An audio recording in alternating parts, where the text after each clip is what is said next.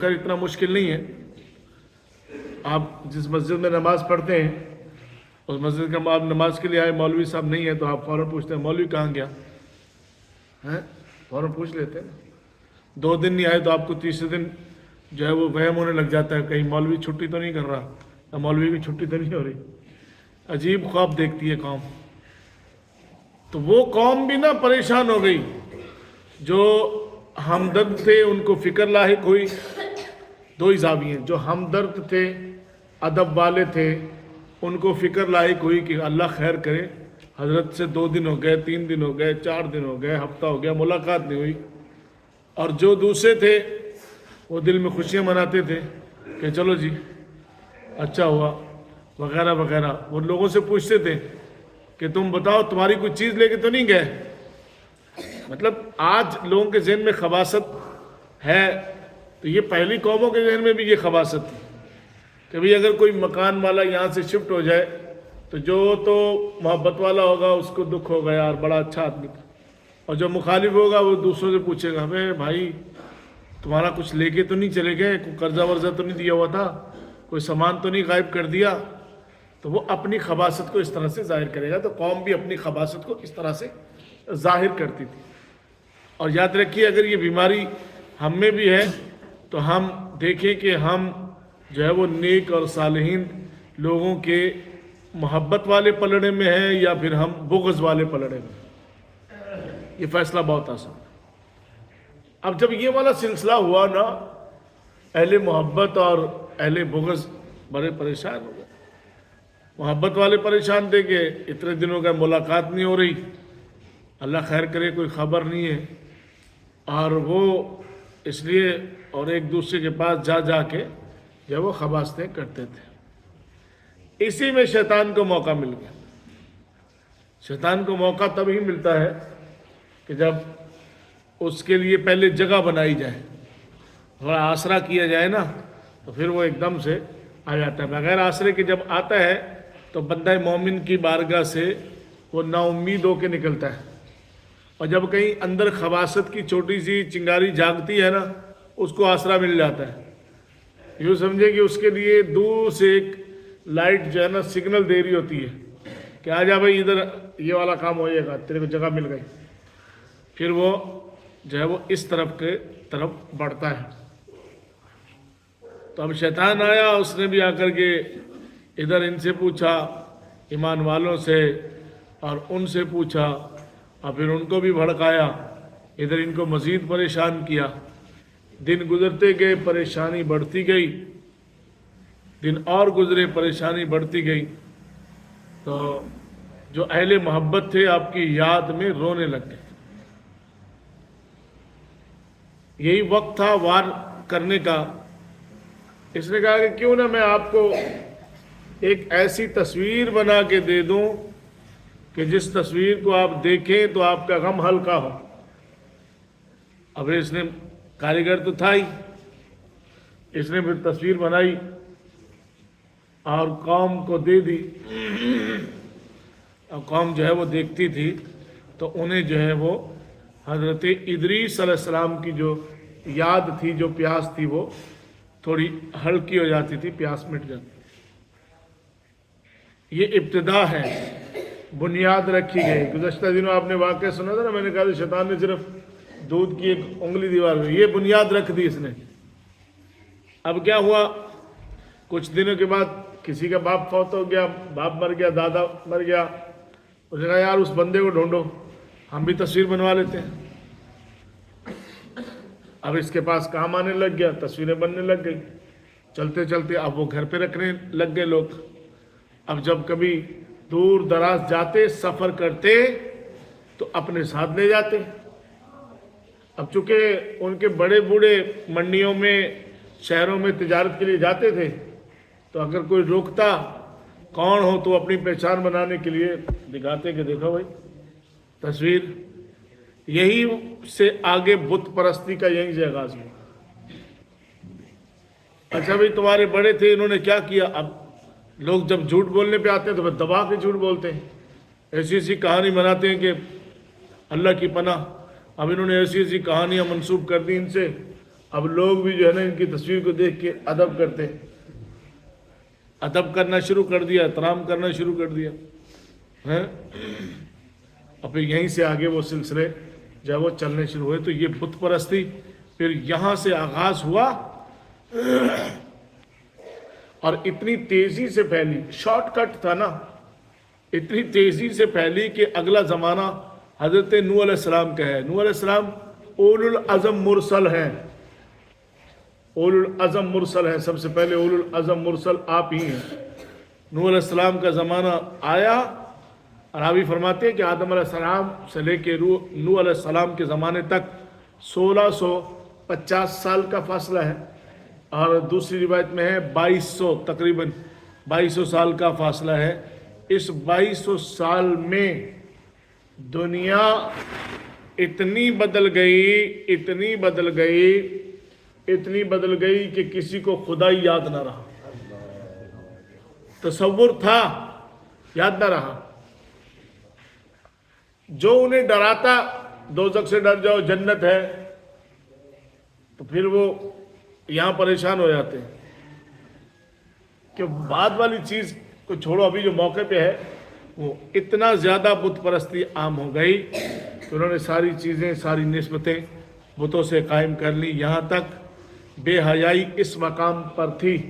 ابھی دنیا کی ابتدا ہے، اب ہم انتہا کی طرف جا رہے ہیں، تو بے حیائی جو ہے وہ کتنی عام ہے. اتنی بے حیائی عام تھی کہ جانوروں کی طرح، جیسے جانور کو کوئی تمیز، جانور بھی تمیز کر لیتا ہے. بہت کم آپ نے ماں سوائے کتے کے اور کتیا کے، آپ نے بہت کم جانور ایسے دیکھے ہوں گے کہ جو سر عام جو ہے وہ سڑک پہ یا سر عام جو ہے وہ حرکتیں شروع کر دیں. بہت کم. گدھا تو ویسے بیچارہ شریف جانور ہے، تو کتے کے سوا بہت کم آپ نے دیکھے ہوں گے.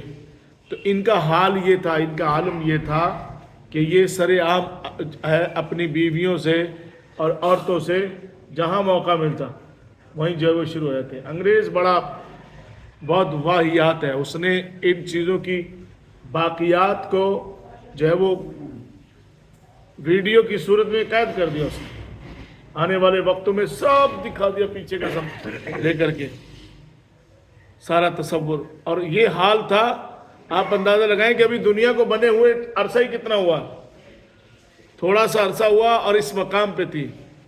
اور 3 بڑے بڑے جو بت تھے اس کی جو ہے نا وہ سر عام وہ عبادت ہوتی تھی، اور سارا کا سارا دار و مدار اسی طرف تھا.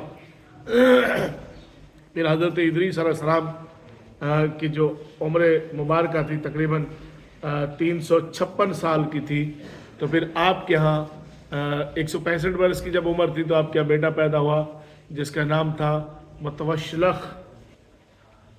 یہی حضرت نوح علیہ السلام کے جو ہے نا وہ دادا ہیں. اور پھر نبوت کا سلسلہ اس طرف آیا، اور یوں حضرت ادریس علیہ السلام آپ تو جو ہے وہ زندہ جنت کی سیر فرماتے ہیں، نیچے آپ کی غیر موجودگی میں شیطان نے یہ والا وار کر دیا. ہمیشہ آپ دیکھتے ہیں، اور اس میں درس بھی ہے، عبرت بھی ہے، کہ ہمیشہ بزدل لوگ غیر موجودگی میں ہی جو ہے نا کوئی سوچا چھوڑتے ہیں. جن میں سامنے بات کرنے کی جرت نہیں ہوتی وہ آپ کی غیر موجودگی میں ہی کوئی نہ کوئی بھنڈ ماریں گے. تو یہ بزدل اور کمزور لوگوں کی جو ہے وہ نشانی ہوتی ہے. اور یہ سلسلہ آج سے نہیں ہے، یہ وہاں سے ہی چلا آ رہا ہے. جہاں حضرت ادریس علیہ السلام چند دن کے لیے گئے تو اہل محبت اور اہل بغض دونوں کا فرق واضح ہو گیا. اہل محبت تو پریشان ہو گئے کہ اتنے دن ہو گئے حضرت کی خبر نہیں ہے، کہاں ہے کیا نہیں، وہ پوچھتے تھے، پریشان ہوتے. اور اہل بغض وہ بھی پوچھتے تھے، لیکن وہ ان کا انداز دوسرا تھا. ہم نے سنا ہے کہ وہ آج کل پتہ کرو کسی سے کچھ لے کے تو نہیں چلے گئے، کسی کا کوئی سامان تو نہیں لے گئے. اہل بغض اپنی بغضی اس طرح سے نکالتے تھے کیونکہ مسلسل شیطان کے اشاروں پر ناچ رہے تھے. اور اشارہ آپ کو معلوم ہے، انگلی کا اشارہ یا آنکھ کا اشارہ زیادہ فیمس ہے. تو اس طرح سے جو ہے وہ ایک سلسلہ یہ بن رہا تھا. تو شیطان نے اس موقع سے فائدہ اٹھا کے आपस की लड़ाई से तीसरा ही फ़ायदा उठाता है। उसने फ़ायदा उठा करके जो है वो बुत परस्ती का एक सिलसिला चला दिया। हज़रत नूह अलैहिस्सलाम की फिर आमद हुई। उलुल अज़म जो है वो आप रसूल हैं और शेखुल मुरसल कहा जाता है, शेखुल मुरसल कहा जाता है। हमारे यहाँ शेखुल हदीस में बता रहा था कि आपको समझ आ जाए, शेखुल हदीस किसको कहा जाता है कि जो बुज़ुर्ग शख्सियत हो। हालांकि आजकल नौजवान भी शेखुल हदीस हैं लेकिन उससे इतना इम्प्रेशन नहीं पड़ता। जैसे आजकल मुफ्तियों के तो आपको पूरे स्टॉक मिल जाते हैं। अब थोड़ी उम्र का नौजवान है, लड़का है, काबिलियत है, सब कुछ है, लेकिन आप डिक्लेयर करें कि मुफ्ती साहब हैं, वो इम्प्रेशन नहीं है। अगर वही बुज़ुर्ग आदमी है और जो है ना खुद बूढ़ा है लेकिन उसका इल्म जवान है, आप कहेंगे मुफ्ती साहब और शेखुल हदीस साहब हैं, तो वो एक रोब आता है। तो आप शेखुल मुरसल हैं, शेखुल मुरसलीन, रसूलों के शेख। शेखुल हदीस से आप मैंने लफ्ज़ इसलिए ये इस्तेमाल किया कि हम सुनते रहते हैं। ये देखो ऊपर से आवाज़ें आ रही हैं, ये मज़ाइल हमले नहीं चल रही है। अलहदा जाओ सिक्योरिटी चेक करो, पता नहीं क्या है कौम है सब। ये देखो अल्लाह पाक करम फरमाए, लेकिन ये बच्चे ही आने वाले जो है मुस्तकबिल का सरमाया है। खैर हज़रत नूह अलैहिस्सलाम के किस्से को हम आगे बढ़ाते हैं। इसमें इबरत है, इसमें सबक है, इसमें दर्स है और इसमें जो है वो हमारे लिए अगर हम समझना चाहें तो बहुत कुछ है। तो नूह अलैहिस्सलाम एक तो ये हुआ कि शेखुल मुरसलीन है मकाम और रुतबा, दूसरा आदम सानी है। आदम सानी ये है कि दुनिया ख़त्म हो गई थी, आदम अलैहिस्सलाम से पहले इंसानियत का वजूद नहीं था। तो नूह अलैहिस्सलाम आदम सानी है कि आपसे जो है वो फिर इंसानियत का एक सिलसिला चला। कश्ती नूह बड़ी मशहूर है और कौम जो थी वो इस पर मजाक उड़ाती थी कि ना तो इधर बारिश होती है और ना इधर कहीं पानी दूर दूर तक है, तो कश्ती का क्या मतलब। तो कौम मजाक भी उड़ाती थी, परेशान भी करती थी और इंतहा से ज़्यादा जो है वो आपको जो है वो टॉर्चर किया जाता था। रात को मार के आपके घर फेंक आते थे, अल्लाह ताला फिर आपको तंदुरुस्त, कोई हाथ तोड़ देता था, हड्डी तोड़ देता था, सुबह अल्लाह रब्बुल इज़्ज़त फिर आपको शिफा अता फरमाता था। वो उठते थे, हज़रत पहले से फिर तैयार होते थे, आओ भाई, तो तबलीग फरमाते थे। अल्लाह समद, बड़ी तकलीफ़ें उठाई। नूह का माना है मुसलसल रोने वाला। ये आपने नोहा लफ्ज़ सुना होगा, नोहा। तो नूह जो है वो, लेकिन आपका ये आपका लक़ब है, आपकी कुनियत है या लक़ब है, आपका नाम ये नहीं है। आपका नाम यशकुर, शाकर, ये शुक्र करने वाला और अल्लाह की हम्द बयान करने वाला, ये आपके नाम है। अब्दुल्ला नाम की भी रिवायत यहाँ पर मौजूद है, लेकिन आपको नूह कहा जाता कि आप उम्मत को, अपनी कौम की उस मुश्किल को और आने वाला जो वक्त था, जो अल्लाह रब्बुल इज़्ज़त की नाफरमानी में जिसकी ज़िंदगी बसर हो रही है, उसके लिए जो आगे टफ सिस्टम था ना, उसको याद करके रोया करते थे। तो इसलिए आपको नूह अलैहिस्सलाम कहा जाता है। आइए सफ़े सीधी कीजिए, सुन्नत दाखिल।